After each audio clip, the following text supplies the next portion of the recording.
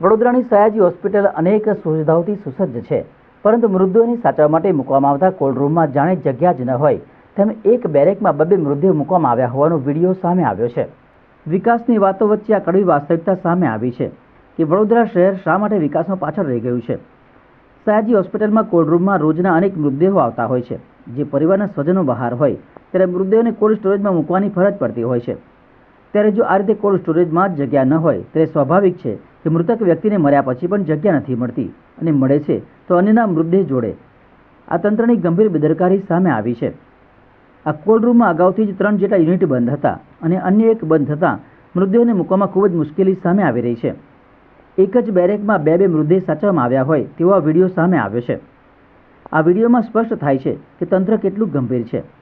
અહીંયા રોજના અનેક મૃતદેહો આવતા હોય છે। આ અંગે સયાજી હોસ્પિટલના સુપરિન્ટેન્ડન્ટ રંજન અય્યરે જણાવ્યું હતું કે હાલમાં કોલ્ડ રૂમમાં 6 યુનિટ છે, જેમાં 4 બંધ અને 2 ચાલી રહ્યા છે। આ બંધ યુનિટોને રિપેર કરવાની કામગીરી ચાલી રહી છે। આ યુનિટો 10 વર્ષ જૂના હોવાથી વારંવાર રિપેર કરવા પડે છે અને 24 કલાક કાર્યરત હોય ક્ષતિઓ આવતી હોય છે। 6માંથી 2ની સ્થિતિ ખૂબ જ ખરાબ છે, જે રિપેર કરવા ખૂબ મોંઘા પડે તેમ છે। અમે આ બાબતે કામગીરી કરી રહ્યા છીએ અને સરકાર પાસે નવા યુનિટની માગણી કરી રહ્યા છીએ। વધુમાં કહ્યું હતું કે આ મૃતદેહના પોસ્ટમોર્ટમ ફોરેન્સિક વિભાગ કરતો હોવાથી કામગીરી સારી જ ચાલી રહી છે। અહીંયા સર્વન્ટ મળતા નથી અને હોય છે તે પણ જરૂરિયાત પ્રમાણે કામ કરી શકતા નથી। આ બાબતે અમે સરકાર પાસે યુનિટની માગણી કરીશું અને નહીં મળે તો સેવાભાવી સંસ્થાઓ પાસેથી મદદ માગીશું। એવો નિયમ નથી, એક ભલામણ છે 2017માં નેશનલ મેડિકલ કમિશન દ્વારા।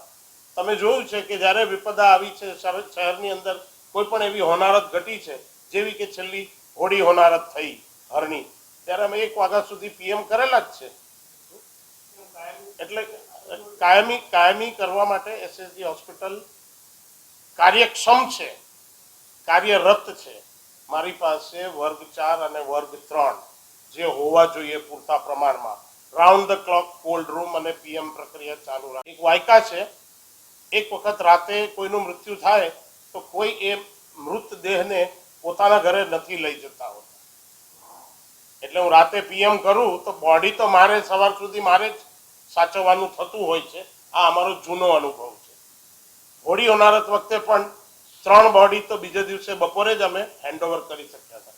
1 વાગ્યા સુધી મારધાડ પીએમ કર્યા પછી પણ 3 બોડી તો અમારે સવાર સુધી બપોર સુધી સાચવવી જ પડી હતી।